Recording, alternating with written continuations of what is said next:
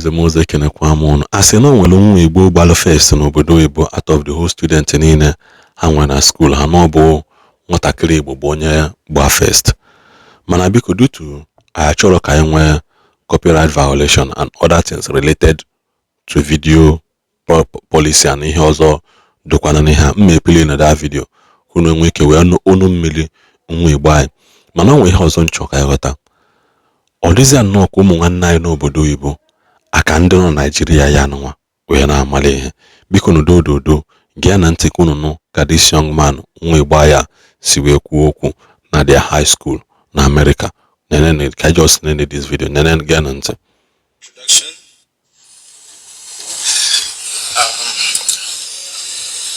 I'm currently experiencing tachycardia and diaphoresis.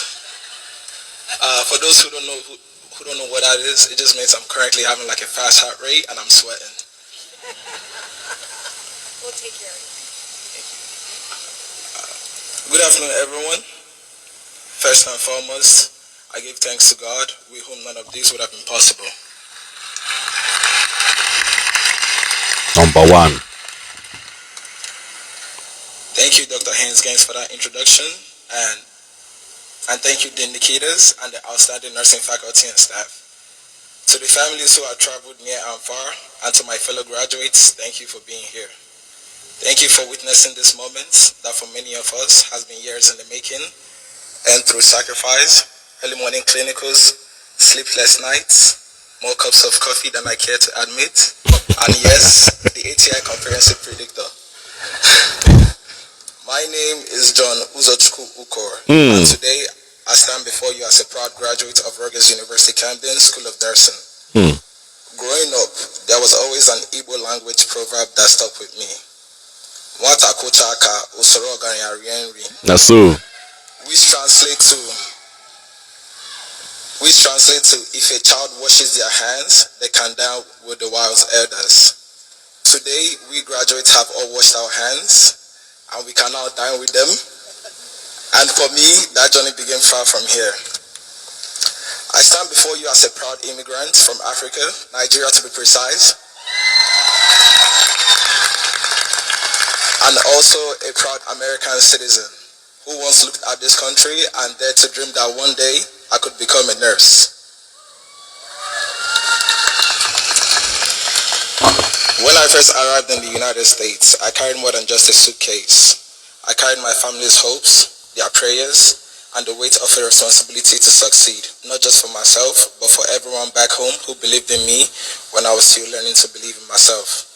I did not come here on a student visa with a return ticket in my pocket. I came as someone who chose this country as home and then chose to build a future here, one hard-earned step at a time.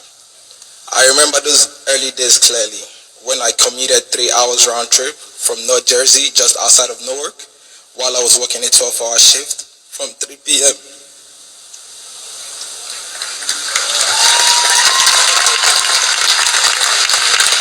That's the spirit, bro. 3 p.m. to 3:30 a.m. at a pharmaceutical company. There were mornings I felt exhausted just before the day had even started. Driving the New Jersey Turnpike in those early hours, leaving home by 6 a.m. just to make it to class by 8 a.m.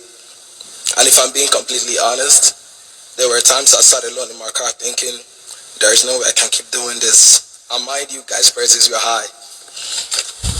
But somehow I did, and something tells me I'm not the only one in this room who had that exact thought, because nursing school has a way of humbling you very quickly. 1 minute you think you've got it figured out, the next you're staring at the pharmacology exam wondering if it's too late to switch majors. And I say that from personal experience. During my junior year, I was not doing well in med-surg. The pressure, the workload, the expectations, it all felt like too much. I sat with the weight of a decision that felt impossible. But something remarkable happened. People believed in me when I stopped believing in myself. Professors who truly cared. Professor Samantha Tucker and so many others at this school saw potential in me that I could not yet see. My classmates who became my family, my study buddies and my South African crew understood the struggle without needing an explanation. My friends kept calling. My family, who has sacrificed so much, never once stopped encouraging me to hold on. To every person who spoke life into me during those dark times, thank you. You will never fully know what your words meant. A single "don't give up" can change the entire trajectory of a life, and I am living proof of that. As immigrants and children of immigrants, especially those of us whose parents left everything familiar behind to build something new here, our journeys are often layered with challenges that are not always visible to others.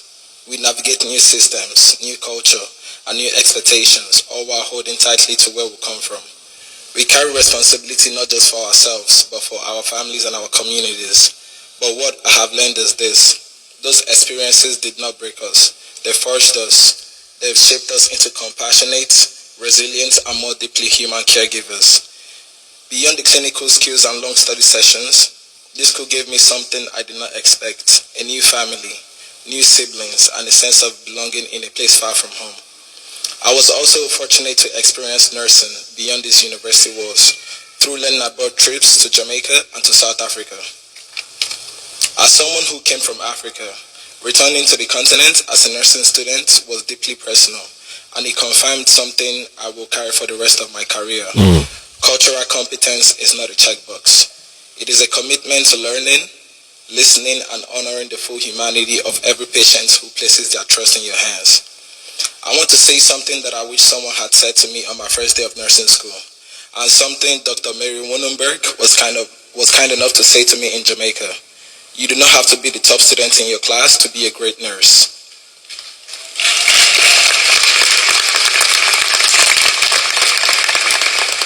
What you have to be is present, emotionally present in the room with the patient.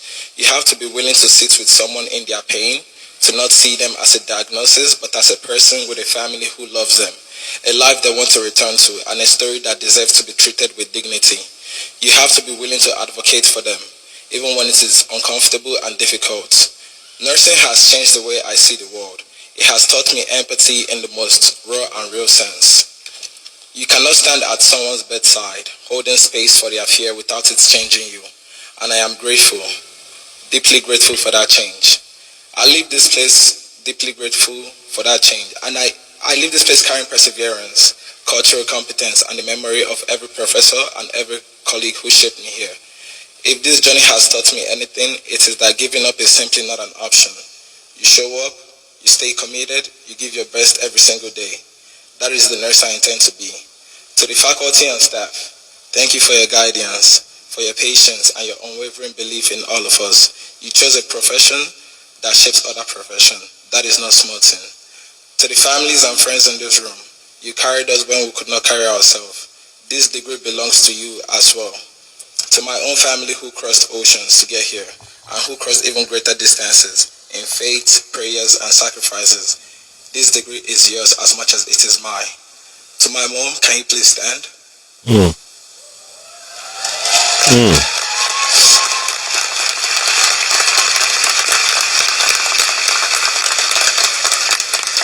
For every sacrifice, every prayer, every 3 a.m. prayers you make, the NSPPD, and for believing in me when I stopped believing in myself, thank you. And now I would like to ask all parents, families, and loved ones in the rooms to please stand.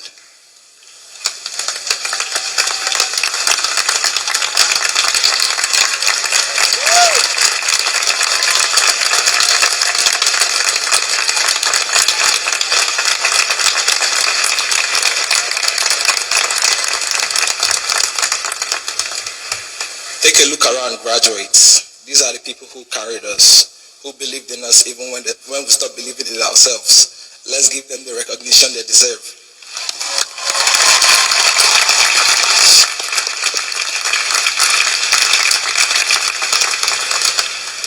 And to my fellow graduates, we made it.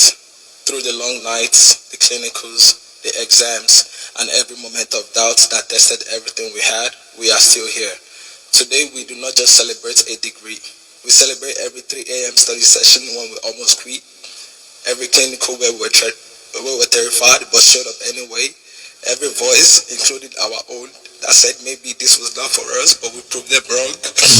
We do not just earn a degree, we earn the right to call ourselves nurses. This journey was not easy, but by Now, this video has been going viral for like 2 days. Number one, he carried his Igbo identity abroad.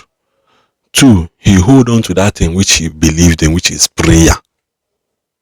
He single-handedly mentioned prayer, NSP, PDC, Pastor Jazz, Pastor Jerry Eze. He was mentioning it wholeheartedly. Oborokwanda Aba crossover, see, there is nothing like God, and Oshana is their joker.